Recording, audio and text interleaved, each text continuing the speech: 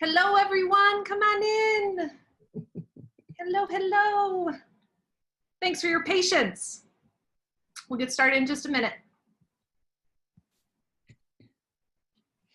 Awesome.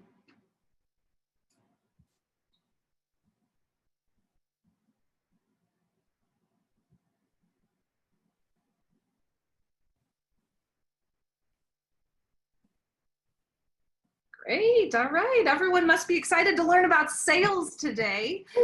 We'll get started in just a minute. BB Webb, a wonderful XYPN sales coach, is on the line. I want to give folks an opportunity to jump in, so we'll just start in another minute or two. Sure. I like your wardrobe, Maddie. Oh, thanks. It's a vintage XY shirt. For all of you who are interested in collecting all the t-shirts, be sure to buy your XYPN live conference ticket, and we will certainly get you some cool swag. Okay, it looks like attendees are slowing down. I say we begin our conversation today. Hi, everyone. I'm Maddie Roach. If you've attended this before, you know who I am, but I'm the Director of Member Services over here at XY. I've been with the team since nearly day one, and I've hosted this webinar every month for a number of years. And today is particularly exciting because one of our favorite staff members, BB Webb, is on the line to help talk about the topic that I think really, from my experience, is one of the hardest pain points for members, and that's the sales process. That's defining if there is in fact a process, talking about what it means to establish those relationships with your prospective clients, things like that. BB is going to have an awesome presentation for you today. But before we begin, I of course have some housekeeping items I need to get to. Next month, same time, same place, we're going to have a webinar on how to become a kick-ass CCO of your firm. We're going to be interviewing Shelby Brown next month, August 12th. And please go ahead and register for that. You can always submit your questions for BB and today's presentation in the Q&A section of Zoom.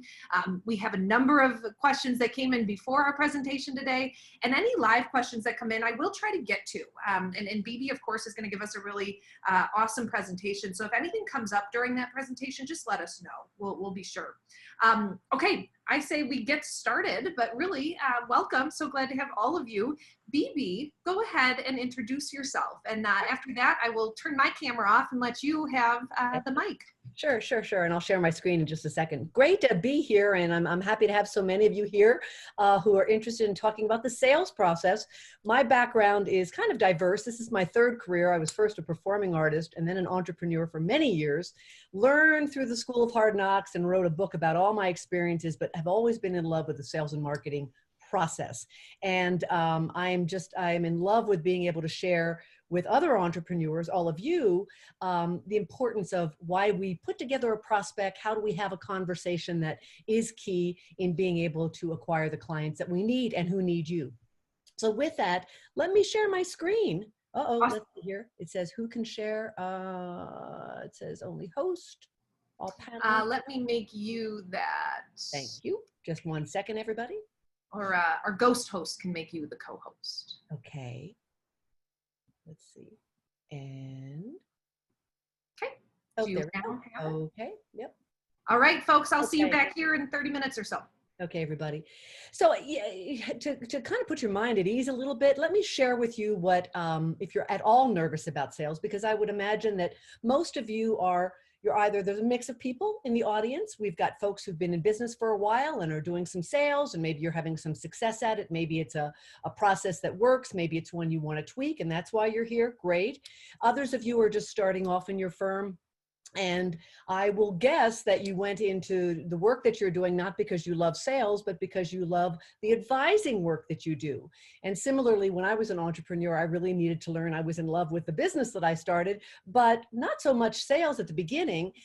So the way that I frame sales, and I think this is important for all of you to know as we start today, it's number one about creating great relationships.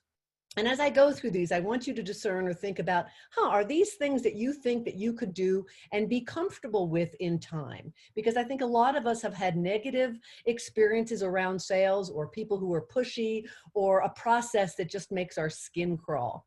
But first, I think sales is about creating great relationships, developing also efficient systems for engaging with leads and prospects, and I'll discern the difference between the two, and then having meaningful conversations with your prospects about what matters to them.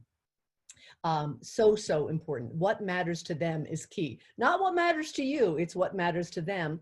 And then looking for solutions, solving problems. And I talk with advisors all day long, and you are a group who is great at solving problems and looking for solutions, and looking also for opportunities for your prospects. And then the last point is really creating win-win engagements that serve others on a very, very high level. So, when I've talked with advisors, all of that seems very doable. And I think when you can reframe sales in that way, it's not as scary and onerous. So that's how I want to really go into this with you. And the key is also, and I love this part, that, you can't serve people at a high level and to get them to the lives they want to live and past challenges and toward their goals unless you engage. So really, that's what I do with folks all day long, is help you engage in being able to serve the people who need what you do. And over the years, it's been fun for me to create a process that doesn't create pressure. It might create a sense of urgency, which is different, but really that leads people through a process where they can discern, hey, I'd like to work with this person or not. So that's what we're going to talk about today. So let me scoot here in my slide. Here are our objectives for today. We're going to really look at understanding sales as a conversation, and you as a solution provider. I'm going to introduce you to what I call 6 key tenets to confident selling, things to be thinking of throughout the entire process that you're engaged in, that you can get better at with time, and really understanding, I hope by the end of our short time together, that you have a sense of why a sales process matters. So I do want to share one quick story. I come from a family of entrepreneurs. I've always loved starting businesses and figuring it out. And my whole family, my grandfather, father, mother, brothers, everybody, they're all entrepreneurs. And when I was working as a performing artist, I had a one-woman play that I used to tour around the country.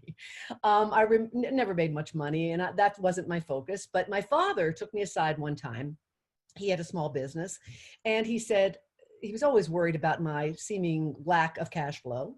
And he said, sweetheart, money isn't everything. It really isn't. It's not everything, honey, but it does rank right up there with oxygen.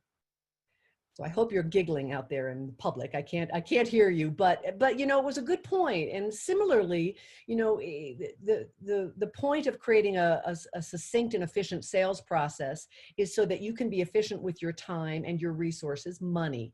Because if you have a process that takes way too long and it's using up too much of your time, it's not efficient. And to run and be responsible and having a commercial, successful, profitable enterprise, you need to be careful with your time. So I thought that was a telling story.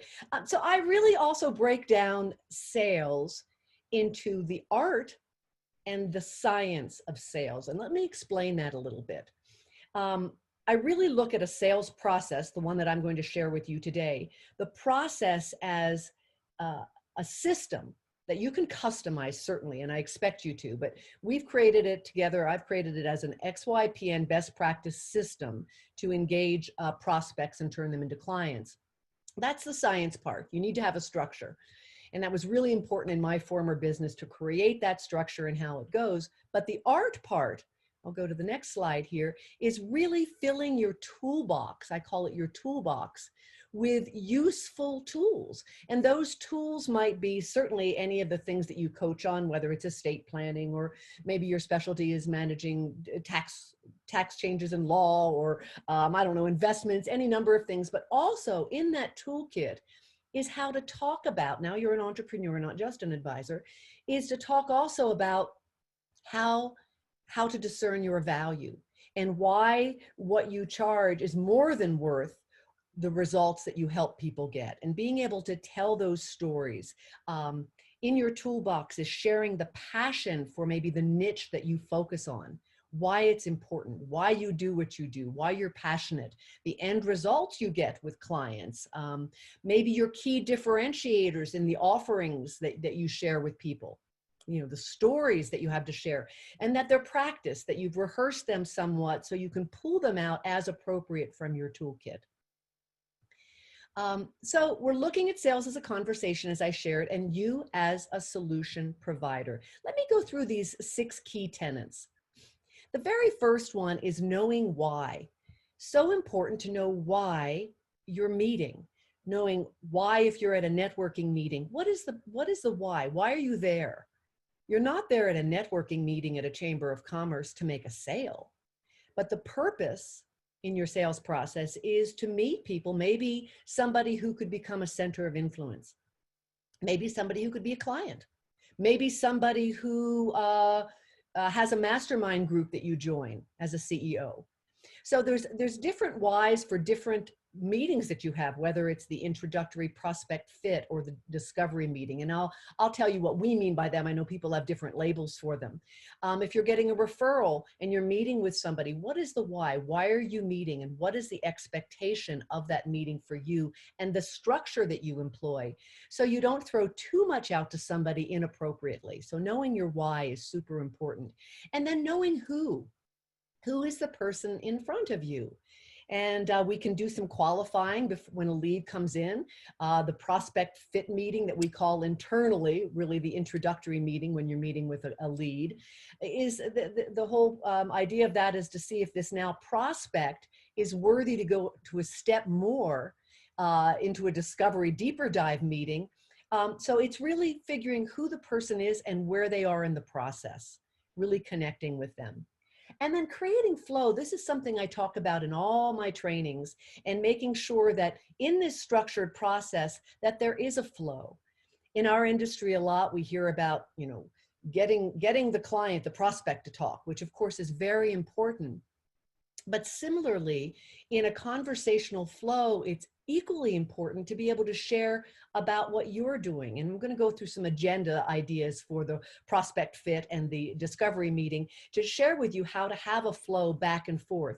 Also, maybe sharing where you've been vulnerable with a situation in your life where you were figuring out financial solutions for yourself or why you went into business, really helping the person you're speaking with to feel comfortable to open up about areas where they feel vulnerable. So it's really creating that conversational flow and utilizing a high level of emotional intelligence to really discern where somebody is and meeting them where they are. And next is making the conversation and what you're saying matter, providing context to the person that you're speaking with. Again, you've got this toolbox, all this information, so many things you could share with this prospect, but what matters to them? Why are they coming to you? And when I coach sometimes on verbiage on a website or the conversations you're having, again, finding out where somebody is and what's of key importance to them. Yes, you do all these other things, but when somebody speaks with you, they need to see themselves in what you have to offer. How, if you're sharing a story about another client you worked with and you help them get a certain result, is that something that matters to the person you're speaking with? So it's really being contextual.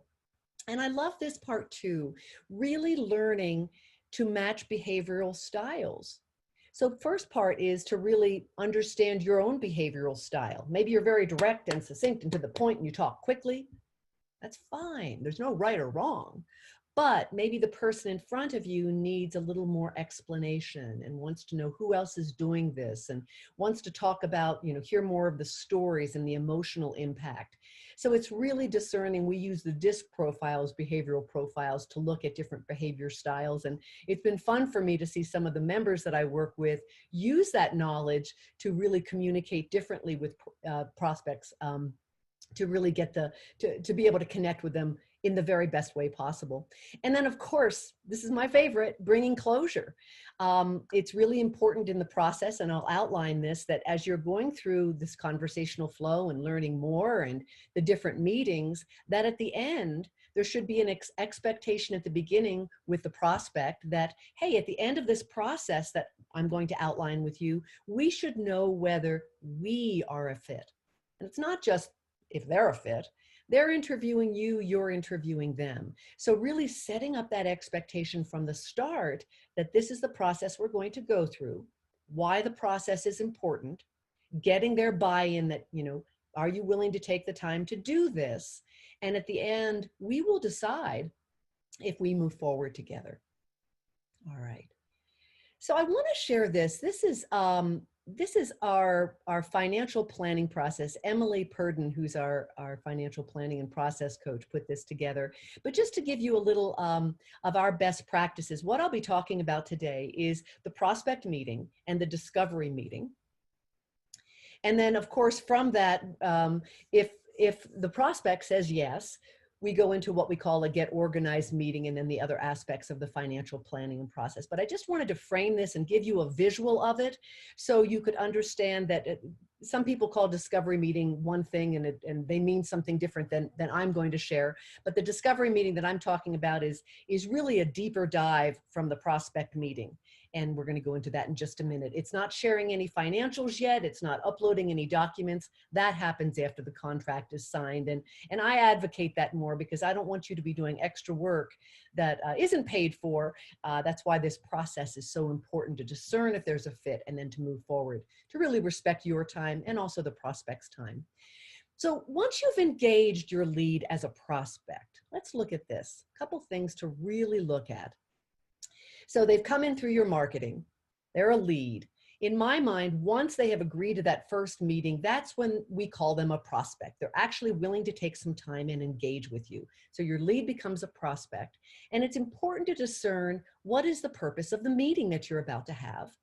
What do you hope to achieve with this new prospect? What's the expected audience takeaway for them? And what decision is made and or next step is determined? And think about the last meeting maybe that you had. Were any of these things clear? I think it's always important, and I'll show you an example of an agenda, just to be able to frame the meeting, to start the meeting with, hey, this is going to be this long, and these are the things we're going to cover. So you can begin to really demonstrate your leadership abilities too. If the meeting is going off on another tangent, you've already told the prospect that, hey, this is 30 minutes. I want to respect your time, and yours as well. And this is the process that we're going to go through. And you might share that, hey, listen, I would love to talk about that more if we go into the discovery meeting, but let's stick with this agenda so we'll make sure to cover everything that we talked about ahead of time. So part of the process too is, of course, always building rapport, creating urgency where you can, but not pressure. Pressure is different. Nobody likes pressure. And always alluding to what the next step could be, the takeaway in the meeting and what the next step might be, and affirming that next step on a calendar before you go to the next meeting. Super important. So let me share with you, this is a 6-step sales process that I just put together recently. And this is what I coach on every day. And I just want to go over some of the steps with you, and then I'll go into some more detail of each of the meetings. The very first step, lead generation, brings in a lead, and your job is to convert that lead to a prospect.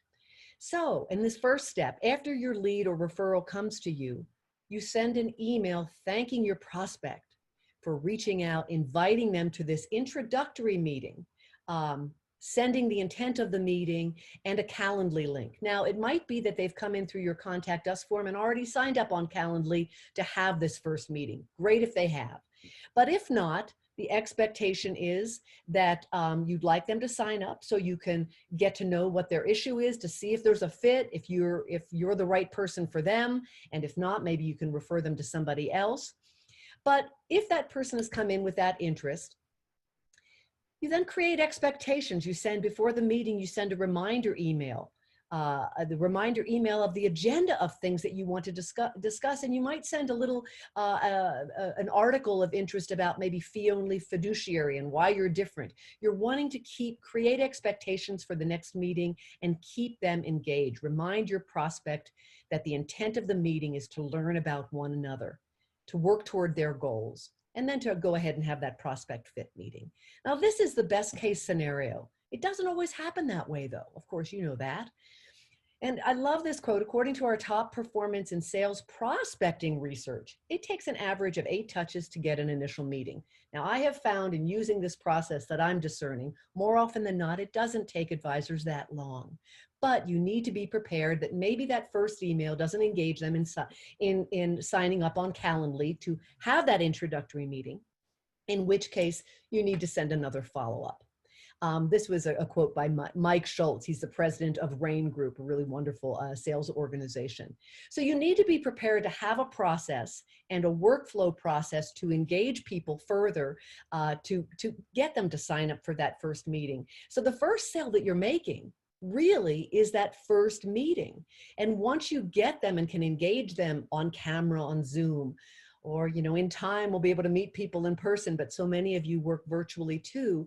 So important to make that first sale, which is to have the opportunity to really be with them, connect visually through virtually through Zoom or whatever you use. I wanted to share that we have developed workflow follow-ups at XYPN, and you can develop your own. We've discerned 4 that are marketing and sales related. We call the first 2 really more in sales, and the other 2 that I've highlighted, number 3 and 4, are more marketing focused. But the first part, lead to prospect, that we're talking about, we've broken it down to 10 steps. Hopefully it wouldn't take you that long, but it's really placeholders that, really looking at the timeline of once somebody comes in, responding within 24 hours, maybe having a templated email that you customize slightly according to whatever they're coming to you for. And really, if that person doesn't respond or sign up for the meeting immediately, you have another email and maybe an article. So you don't have to go hunting for, creating a new email each time somebody comes in, or the article that you send. You've got templates and, again, a process that you can engage in to save time. Now, if somebody does, however, become a prospect and you've signed them up for a prospect fit introductory meeting, after that meeting, there is a follow-up, an email that you send to thank them for their time, reminding them of the next meeting, the discovery meeting, if that was determined. And there's a process for that, but it should be in your CRM. If you use CRMs, which I highly recommend, it really makes your job easy, because at some point you're going to have 50 prospects. Can't remember it all, and you want to make sure you've got a follow-up process to know what was said, what was sent, and that it's done in a timely manner so you can capture that person's attention. Prospect to close. A drip campaign might be when somebody, let's say after the prospect fit meeting, they say, this sounds interesting. You haven't been able to engage them further in a discovery meeting, but they're willing to get your emails. You put them on a drip campaign where you are sending out periodic information about your services, maybe letting them know about a talk you're giving, or a newsletter, or a new podcast, or something, an article that you think might be of interest. And it's all put in your CRM and in a workflow. So there's a systematic follow-up, a drip campaign, because they might come back to you at some point, or they might refer you to somebody else. And then our ongoing client communication, I won't go into that now, but it's a way to keep in touch regularly with your clients outside of your regular service calendar in a really efficient way, but really that lets them feel, for lack of a better word, loved and paid attention to, and so they can really be converted into your raving fan who is eager to endorse you and refer you as a service provider to other people. So let me look at our time here. We're doing great. So in terms of creating flow, we talked about converting to a prospect. Let me get my notes here real quickly, make sure I don't miss anything. So we talked a little bit about converting to the prospect, creating expectations, and then into the 30-minute prospect fit. Again, that's just an internal word that we use. Introductory meeting is what we call it with our prospects. And really what that's about, and then I'll talk a little bit about once that meeting happens, the follow-up. But let's go into an agenda that we might consider for this introductory prospect fit meeting. Now, I want to remind you that, the whole idea of this talk was you can take some of these ideas and customize for what feels best for you. Some advisors have come to me and said that, Bibi, I see that there's a 2-step process, but, I do mostly project-based and hourly, and I can really, I feel comfortable being able to cover enough material to close people in the first meeting. Wow, more power to you. If you can, fabulous. What I found for people certainly who are looking to engage in more of a retainer model, or really if they're managing folks' assets, that taking the two-step process is a little more helpful in building the rapport, getting some key information, and then coming back to that person with some high-level solution ideas and maybe things they haven't even considered, not just with the issues or the goals that they've brought forth, but adding to that. So, a possible agenda might be for this 30-minute introductory meeting. The first part is always getting to know one another, meeting expectations, really outlining this is what I'm going to talk about. And then of course you talk about it. And at the end, you tell them what you told them. So you're reviewing it, you're creating structure, you're demonstrating your leadership abilities to stay on time, to really hit key aspects that are important in listening and discerning really what is most important to your prospect. You might then go into past advisor experience just to get a little bit of information on the experiences they've had. I know when I finally went to my XYPN fee-only person, I had some horror stories to tell with other firms I worked with that weren't really positive, and I was a little tentative, and I had a lot of questions around that because it didn't work in the past in my best interest. So I had some key questions to ask my potentially new advisor. And then I think really asking a question about why is this person seeking an advisor now? What are their goals, their challenges? Often people come to an advisor, you all know this, when they're going through some great adversity. So again, it's creating that safe place for people to express and feel comfortable with you. Remember, you really are selling you. So it's how well do you listen? How well do you reflect back what was said? How well do you not just listen, but hear? And then of course, this is the conversational flow and the context, providing appropriate context, sharing about your firm, fee-only model if they're not used to that. Why is it different than just a brokerage firm? And the key aspects of what you offer and why it might be advantageous to them, talking a little bit high level about pricing options. But you've already set up at the end of this meeting that you'll take some questions and you'll look at potential next steps and really to discern whether, hey, does it make sense to go further? Really respecting their time. It's a short meeting. And then if there's buy-in that, hey, listen, I understand your niche. I've worked in such and such, issues. You've shared some examples of other people you've worked for to make them feel comfortable that you know what you're doing. Keep in mind, you don't need to share a lot about your background. They've already looked at your website or LinkedIn, you would hope. But it's really being able to get to the things that are granular and that they can relate to, that, wow, this advisor has worked in the areas where I'm concerned. So a next step, just with that thought, as you're having these conversations and really working to express who you are, what you do in response to what they need, often I think as advisors, excuse me a second here, pull this down. Often as advisors, we say a lot of jargony things that we're not even aware of. I do a lot of role plays in my trainings, and it's really fun to really say out loud, have advisors say out loud how they introduce themselves or what they talk about. But you might talk about being a trusted advisor, or you might talk about my qualifications, building a plan. I mean, that's all well and good. It's not wrong. You might share about, that you will act as a financial partner, or caring about your clients, which you'd hope you would, focusing on their goals. But I think the more specific you can be about their key situation, a lot of that is kind of vague, and it should really be implied that you are a trusted advisor. So I guess what I'm really trying to get at here is, how do you specifically talk to the unique goals and challenges that person has? And how can you play with your languaging a little bit so you're really relating and differentiating yourself from the basic verbiage that most advisors use? So what I would encourage, some more compelling messaging might be, what is it about what you are offering that is interesting to them? How is it that you worked with high-tech clients in the past to review their stock options?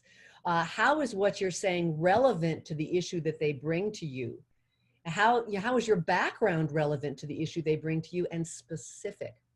Now, it might be a little different situation for this high-tech worker and their stocks or their, maybe their benefits package. But the more specific you can be, then as a prospect, I'm listening and thinking about my specific situation. I learned this in the past with my former business, and it really makes a big difference. And how is what you are sharing with this person really memorable, understandable?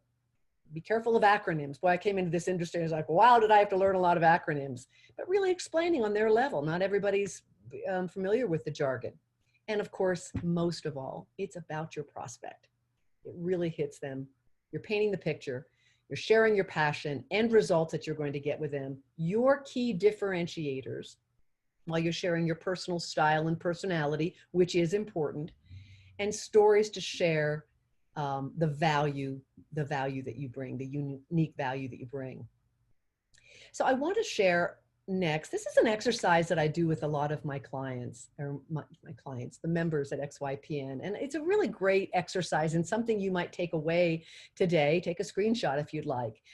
But just being practiced at being able to share, when so-and-so came to me, fill in the blank, a teacher who I worked with, you can name them. Of course, you're not sharing, divulging anything that's private, of course, but such and such client came to me at my firm, he or she, they were concerned about what is it that they were struggling with. Maybe it's the tax implications to something, or estate planning, or managing some new property they got, or the debt that they have, or issues around, what's going on with COVID. They came with a specific challenge. And I helped resolve their issues and then naming specifically, not by putting together a great financial plan, that's vague, but specifically outlining what you did. We reworked some of the we looked at some of their spending, we put together a savings profile, whatever it was, but really talking through the steps that you help somebody with. I worked them to what? What did that help them do? Or somebody who's retiring, we found that there was tax savings here and they were able to retire earlier, or they were able to go on vacation, a vacation that they didn't think they could afford. So it's really starting with the issue or the goal, how you granularly, specifically worked with that person and helped them get the result they wanted. Above and beyond maybe what they came in with. Hey, they had this issue they came in with, but boy, I'm the solutions person. This is what I found, and I helped them in a bigger way. A really useful exercise. So communication, the way you communicate, why does it matter? Matching communication styles makes it easier for someone to hear what you have to say, period. If you need to slow down, slow down. I come from the East Coast and I talk pretty fast. So sometimes I need to slow down. How is your style matching what somebody needs? And how do you discern whether it is? Often when I was in front of audiences in the past, I would say, are you with me? Is everything clear? Or I'd reflect back. This is what I heard you say. Is that correct? And maybe it wasn't. Gosh, forgive me. I didn't hear that correctly. Thank you for correcting me. Let's go back. Because you've got to be able to connect with the person you're working with to be effective. And are you fulfilling what that listener needs, what they really need and desire, to make an informed decision on their terms whether to work with you or not? So you might check in periodically through the sales process. And all of this creates connection and trust. And that's what you want as you're going through this sales process. So it's matching those behavioral styles. So let's go back again to this. We looked at converting. Your lead has come in, converting to a prospect. You're creating the expectations. You're having that 30-minute prospect fit meeting. Let's say at the end of it, discern that, hey, this is working. And we want to move forward. So you engage your prospect, you send a meeting, maybe you send an article. They've talked about glamping. They want to glamp in the Northwest. You send them an article about that. You let them know you were listening to something that's important to them and maybe something they want to afford. And then next, it's going into that deeper dive meeting. You might have sent them some categories of questions that you want to ask about. And then of course, we're going to ask for the sale. But let's go next to the agenda for a discovery meeting, proposed agenda. Again, meeting expectations. I suggest really outlining, as I shared before, the overall process. Can they engage in this and take the time? It's going to be one 30-minute meeting and a 60, 75-minute discovery meeting. Can they engage in that? So they know ahead of time, okay, this is the process. This advisor is going to take the time with me at no cost to me to go through these different things to see if we are a fit. That really helps to structure your time. So, meeting expectations in this meeting, discovery questions. And so you might send them categories in your discovery questions. Excuse me a second here. It might be around, gosh, their mindset around money, getting into issues a little more deeply. Might talk about lifestyle, family. Does family come into play with their finances, and finances as a resource to be with family, spend time with family, support family. Health, that you might talk about, philanthropy, retirement, legacy, just what categories do you want them to think about? And these are the questions, as you talk about in this meeting, they're key life goals. And this is where you do even more listening and asking those open-ended questions, of which I'm sure you're familiar, challenges. And then you have an opportunity in this conversational flow back and forth that you're guiding, sharing high-level solution ideas. Okay, I've worked with somebody with a similar situation. It's a great place where you can begin to tell some stories. I'm familiar with that, such and such. And again, if you're not familiar, if you find that this client or prospect isn't the right fit for you, what a great thing to be able to say, you know what? I don't think that this is the right fit for me and my model and my focus in my firm, but I have a colleague who I'd like to introduce you to. You're not only helping them, you're staying focused on the model that works best and most efficiently for you and your skill set, but you're also leaving somebody as a raving fan of your customer service that they're sure to refer you to somebody else. And you're also sending business to a colleague who hopefully you can set up some kind of a referral process with them. So you could be considered as a resource in your main area of expertise. Here you have a section where you can go through the review the fee, your fee-only model, and options for working together. You take time for questions, consider next steps, and you got the close. You have to ask. I was working with a wonderful, would you like to work with me? I was working with a wonderful advisor, and she was sharing with me exactly what she'd say to a prospect, and she was doing a great job of recounting what they said, how she was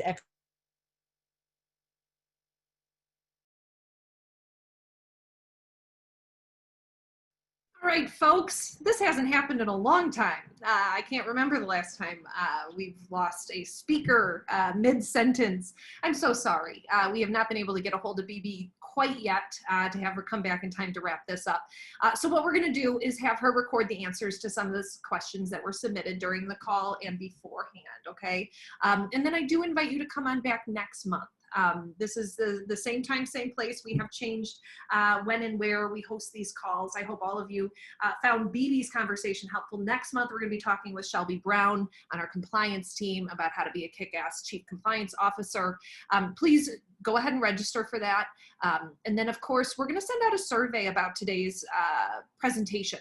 Obviously, our speaker was dropped off of the Zoom call, so I don't expect you guys to give it the top marks, but this topic is really interesting to us and to our members. So we're particularly interested in whether you also found this topic helpful. If so, we'll be sure to try to front load more content like this. Okay, folks, thank you all so much. I'll let you have 16 minutes of your Wednesday back. I hope all of you are having a wonderful and beautiful day. You all do great work, and I hope you have a wonderful rest of your week. I'll see you next month. Thanks, everyone. Bye-bye. Hi, everybody. It's BB Webb again. I am so sorry that earlier the internet just kicked me out and wouldn't let me back in. I had one slide left to share with you. We had begun talking about the importance of the close. And I wanted to share a little bit about that with you. And then I wanted to answer the several questions, about 11 questions that were submitted to me that I will answer for you. But just what I was trying to finish up was that in the sales process that we were talking about today, you're alluding to the process, the different steps, so that when you get to the different steps, whoever you're speaking with knows at the end of the introductory meeting, you are going to discern whether it makes sense, discern together, whether it makes sense to go into a discovery meeting where you take a deeper dive into the issues and goals or challenges that your prospect has. Similarly, at the end of the discovery meeting, your prospect should expect that you're going to ask for, or if it seems like it makes sense that you do business together, to be able to frame it that, we had said earlier that at the end of this meeting, we were going to look and see if we'd be a fit. It seems that I understand your situation. I've worked a lot in that area, and you've shared some stories that you can recount. I really enjoy you and the back and forth. I think we have a good synergy together, and I don't see a reason why we wouldn't work together. What are your feelings? You can frame it however you want, but you're really asking for the business. You're then putting the next step on the calendar, which I often recommend is sort of a proposal of what you're outlining, the pricing, the model, however you decide you're going to work together, and review that first on the phone or on Zoom, just briefly, before sending an electronic contract. The challenge with sending an electronic contract without going over a proposal or at least sharing ideas on a call to affirm what was said, make sure you're right, is somebody can look at that and be confused by something and then just not call you back. So you want to make sure that you're keeping them engaged at each step. And as we talked about earlier today, you're keeping that sense of urgency because it's important. You want to help them work toward their goal, of course, or work past a challenge. And then, of course, sharing your excitement and your passion for getting to help them get to a better place in their world through using their finances as a resource. So that's the only part that I wanted to share at the end of our talk today.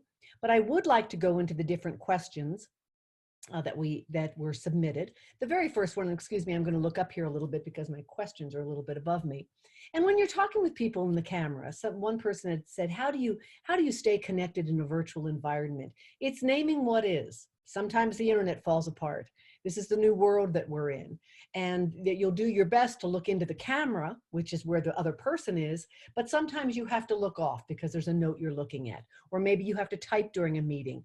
I think anything that could be a distractor, just naming that and being real about it, because the benefit of these meetings and this process is to show up authentically as yourself and being able to showcase the skill sets you have that help the person in front of you get to where they want to be. And again, either toward a goal or past a challenge, toward a goal. So the first question tonight is, how do you sell without seeming opportunistic during a global pandemic? Good question. And I've heard this several times from different advisors. I think the key thing that you need to remember is, where are people going to be without your assistance? If you really believe in your financial planning process and how you can help people, it's standing strong, really seeing the issues that maybe come up for them, where they're having challenges, or a fear that, oh my gosh, what if something happened to a family member? I don't have my estate planning done. Really hearing where people are and being able to meet them where they are and introduce that, if you're interested, I can help in certain areas. So I think it's not opportunistic if you're sincerely helping them. And, if they're not calling out to you the things that are concerning them, being able to point out that, gosh, I help a lot of people work toward, past challenges that have come up during this pandemic, and being able to name them. Debt, not having jobs, the fear of somebody getting sick.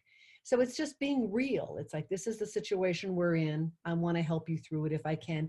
I want to be, Carl Richards talks a lot about, it's one thing to have a plan, but to have that person who is the pilot to the plan.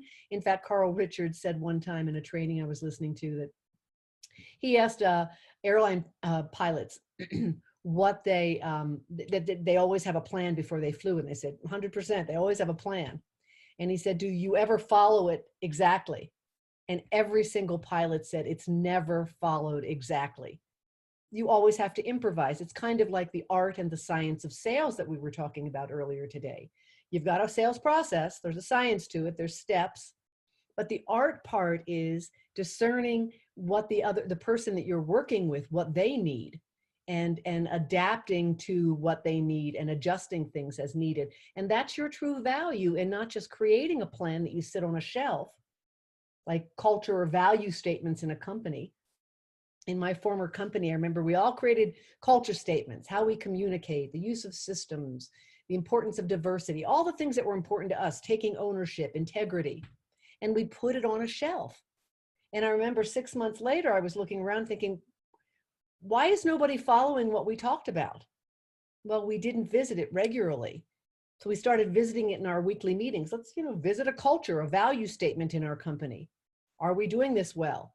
And it just reminded everybody, in the same way that you as the pilot or the coach or the guide, helping your client through your financial plan with all the shifts and turns that happen in anybody's life and world, you're there for stability and to have their back. So I hope that helps. Number 2, how can I increase my number of prospects? Well, get in front of more people. I think it's really, this is a little bit in marketing, which isn't my main focus, but I can certainly speak to this. I do in my trainings, talking about, really putting together a marketing calendar and looking at, different parts of the week are assigned to different things that you might be doing, putting a newsletter together. Maybe you create podcasts of content, so you're getting your information out there as an expert in your field. Maybe the first Tuesday of the month, you write the podcast. The second Tuesday, you tape it. The third Tuesday, you edit it. Maybe you have somebody you can outsource a little help for this if that's not your strength. But again, sharing what you can do on camera really lets people get to know you, and you're putting great content out, educational content. So, whether it's speaking, and again, we're doing it virtually now, I recommend calling the associations within your niche or your chamber of commerce. Everybody's looking for content. And even though we're not meeting in person now, you can meet like I am here. I'm still getting out to you if the internet stays up. So I think it's just really having a mindful calendar of events. The challenge is now, you're now not just an advisor, if you worked with a firm before, but you're an entrepreneur. So you have to wear a variety of hats, at least until you grow the business. And then you can maybe bring on a team to help assist you with some of these things. Or maybe you currently have some cash flow and you can get some support in creating podcasts. Or if you love to write, getting out a blog, even if it isn't every week, a periodic blog that shares your area of expertise. People get to know you that way. Also in our XYPN benchmarking study, the research shows that XYPN members get most of their leads through referrals. And I know people feel that the referral process can be kind of icky. I think that I do some training around how you can really present yourself as a resource and maybe help the person who's referring you as a resource as well, and make it a win-win. But that's where through centers of influence and through raving fan clients, most of the XYPN members got their business. But I would recommend trying all manner of things. Somebody had mentioned, is there success? Do I recommend Facebook ads? Again, that isn't my main area of expertise, but I do recommend, if there's something that you want to trying it for a good period of time, being consistent, but measuring where are you getting results. In my former company, one year I spent $87,000 in marketing, and we weren't really looking at what was working most and what wasn't, which is like throwing money out the window. But then we started to look at, oh my gosh, this is creating results, this many leads, these leads turn to prospects. We would measure that, and you're all numbers people, so you'll be great at that. And how many prospects turned into clients. So those are really important stats to look at to see where you're being successful.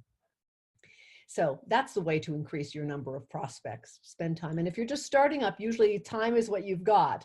It's a little more challenging when you're servicing clients and also trying to bring in leads, but hopefully by then you've got a system in place and you've got some regular marketing and information out there, and referrals are working for you, or you have centers of influence. How can I attract uninterested prospects, someone asked, and make them clients? I love that question. Well, if they're not interested, you have to consider why. Is what you offer interesting to them and what they need? Because not everybody is meant to be your prospect. And I definitely sing the song of finding a niche market, because a niche not only should be within your skill set and passion point. Isn't it easy to sell things that you're interested in and passionate about? But it's it's a key way to have a marketing channel. You know that there's a certain, if you work with people who are boating enthusiasts, well, then you know to go to the association where boating enthusiasts live. And if that's something you love, you share it in common. It's just, there's a lot of people out there who need you. And narrowing it down, there's so many articles, and Michael Kitces has a ton of them, and he and Alan Moore have done podcasts on the value. And once you're a second year in business, the statistics on how sales increase when you have a niche. The reason they're not as high when people are first starting out is because they're leaning on their friends and family for the initial business. But as they focused on a niche, they were able to grow exponentially. So I think really, if somebody isn't interested, you have to question why. Are you the right one for them? And if not, move on to the next more fitting person. But how, if they are in your niche group, how do you put out content and conversations and hone your conversation within your sales process to listen very carefully to what is important to them, and then to be able to share through stories and your experience how you've helped other people in a similar situation. I'm sorry I don't have you on the other end saying that, yes, that makes sense, BB, or if you have a further question, you can certainly email me if you have further questions. My email address is bb@xyplanningnetwork.com. All right, so how do you balance marketing and sales strategies? These are all great questions. You know, time and money is what we have in a business. And of course, as I shared in the beginning of my training, we need to make sure there's money coming in so you can run your business and pay yourself eventually, if not right away. But there is always a balance of, you know, do you have enough leads coming in? And then when you're spending time converting them to prospects and then into clients. And that's something that you just have to discern. If you have a goal of bringing in 4 clients a month or 3 clients a month, how well are you doing at filling that pipeline? Do you need to be getting more marketing out there to fill the pipeline? So I think there's times when you're filling the pipeline and then you're processing them. And I used to, when I would look at sales results from my team in the past, we wouldn't just look at a month, but we'd look at a quarter. We'd have a goal for a quarter, knowing that sometimes we're building, the marketing is taking place in the beginning of the quarter, and it's not until we've met with someone several times do we close on them, and we have maybe a higher close rate in the 3rd month. So we would average it over the 3 months. But you really have to look at how full is your funnel, and how well are you processing the people who have come in. And of course, the processing is very important to do in a timely manner. That's why it's important to have a sales process that you know you can keep it as efficient as possible, because your time is so valuable. So I hope that helps. Should your sales process fit your personality brand? And this person said, personally, I am adverse to strong sales approaches, so I would not use these in my techniques. Well, I am so happy to hear that. Either would I. I have to be me. Who was it? Popeye that said, I am what I am, what I am. And same with you. You have to use your own style. I had an attorney when I was in business, a city attorney and a country attorney, and they both did different things. And the country attorney, every time that I would come into his office, very brilliant man, and he would start the conversation with, how's your mama? And basically, how are things doing? Tell me about the business. What's going on in your life? He wouldn't charge for this. We would talk for sometimes 20, 25 minutes, just so we kind of got our energy in the same room. So I felt comfortable. We could take the cares from our former meeting and be present together. That was his style. It worked. He was wonderful. I worked with him for dozens of years. So you have to figure within a structure that you create. Maybe you take the sales process that I presented and maybe you customize it to fit you, and put your style in, because what you're selling is you and your smarts, your savvy, how you've helped other people. So definitely, it does need to fit your personality and your personal brand. XYPN, we wear t-shirts at XYPN. You might be more formal. So you just have to figure out what your style is. And it's something that will evolve over time. And that's okay. We all shift and turn, and to find something that feels really where you feel comfortable in your skin and having the kind of conversations that we're having here. All right. So Where is time best spent with sales? Is it more important to spend time filling the pipeline? We talked about that, or spending time on the pipeline to increase the conversion rate of the prospect to client. I think we talked about that enough, that just, you have to discern the timing. You want to keep somebody, you don't want a prospect who's hot and ready to hear more information and to engage with you. You want to keep them in that process. So I think just really discerning. And if it gets to the point where you have so many leads coming in, how do you get support to be able to process some of them? Because if your main job is if you're the closer person, when I started my company, I was the one who was best at the sales. And then I brought in people who were better than me at it. So, think about growth in the future, that if you want to scale and grow your business, how do you add on the support that you need to grow? And certainly, spending some money on revenue generating activities that include marketing and sales can be very worthwhile, because there's a return on that.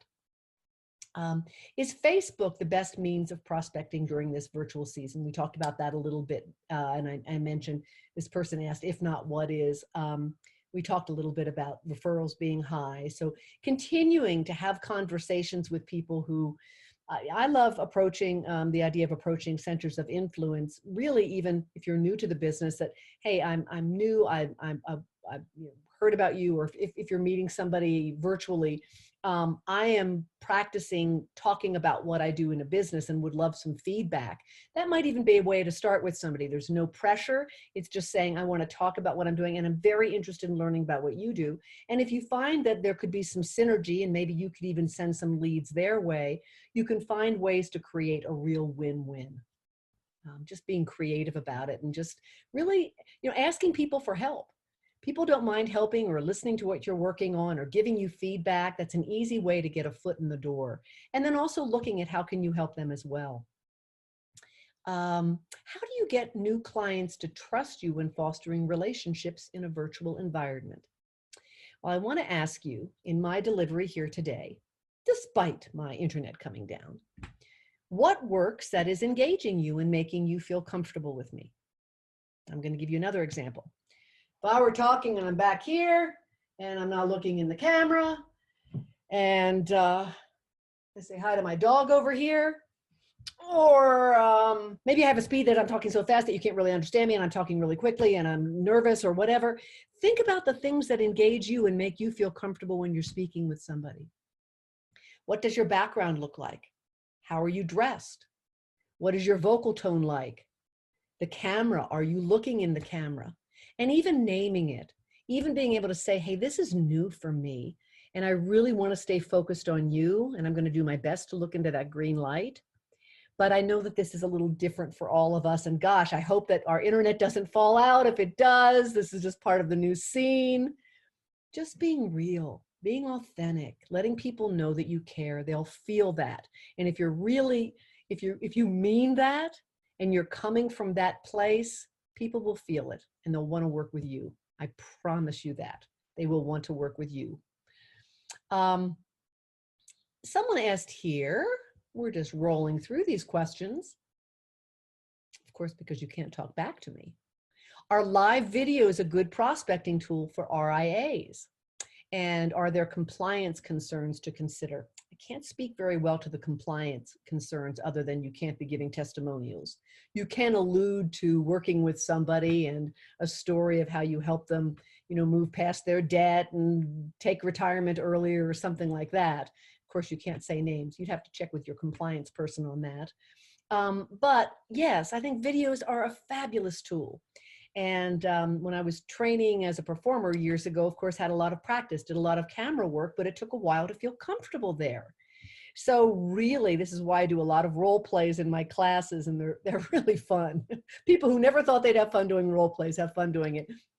But where they start to just trust their instincts and can begin to speak very naturally into the camera. So I think it's a wonderful tool to have on your website. But really get someone to give you feedback, and how you look, how you sound, what your backdrop looks like. What is it representing for you? Yes, I think it's a great tool. And what is the best way to compete, someone said, against non-advisors who are teaching people to trade stocks? Well, it's a little bit apples to oranges. Again, going back to what I mentioned about Carl Richards, the value of having not just a plan. And I'll tell you a story. When I went from my brokerage firm to my fee-only advisor, my XYPN fee-only advisor, I'd been working with this person for years and 2 other brokerage firms. There's 3 key areas where I was lacking support that left a huge liability in my plan. Nobody mentioned that. I had a CFO in my company, a bookkeeper, I had a CPA, and I had a brokerage firm, and nobody mentioned this until I met my fee-only person. So it's really being able to share the differentiators in what you're looking for as a fee-only fiduciary, trusted advisor, and how you've helped people, the stories and how you've helped people, or people have helped people if you're just starting out, and why it was important to you to move to this business because you like helping people and you don't want them to be taken advantage of. Of maybe people that have not had great experiences. You don't have to go into great detail, but mentioning the value and what is special about what you do, and being that guide that when things like COVID or the stock market, to be able to, talk people off the ledge and really give them good informed information and let them know that you are there for them. So important. So I think that's the best way to compete. Just be who you are and showcase what the differences are. How do you start to build your book when you have spent your career servicing other advisors' clients? Good point. Well, it's a new role you're in. You're an entrepreneur now. So it's really, this is why I was so excited to come work with XY, having been an entrepreneur all my life and having had to figure it out by myself, the school of hard knocks. I was so excited to see that they had an advisor success team with a marketing coach, me as a sales coach, and an executive coach, and then also a financial planning and process coach to be able to support our members in putting together a business. How do you do the marketing? How much time should it take? All the questions that you were asking. How do you begin to fill the pipeline and discern a sales process? And the financial planning well, but I would say that to build your book of business, it's really understanding what those processes look like and putting a marketing map together, and then also a sales process and all the things that we do at XYPN, and whether it's, if you're not a member, finding a coach that can maybe help you with that. But it's definitely looking at your business a little differently. I know when I went into my business, I was so excited about mostly the vision part and the sales and marketing, but then I had operations. I had a culinary team that I had to hire. I had the finance team, operations. I mean, it was huge. Marketing, a marketing director. I could do some things, but I couldn't do it all. So it's really, suddenly you're wearing all these hats, but you have to really start with the end in mind. And in fact, I have a blog coming out soon I want you to look for it's about envisioning your success and starting with the end in mind. So you might enjoy that. I think there's just one more and 2 more. How do you acquire clients during this COVID crisis if you are not able to actually attend gatherings? And then the second question to that, someone said how to network during this crisis. Perhaps LinkedIn is the way to go. Certainly LinkedIn is a great option. Let me just scroll this up a second here.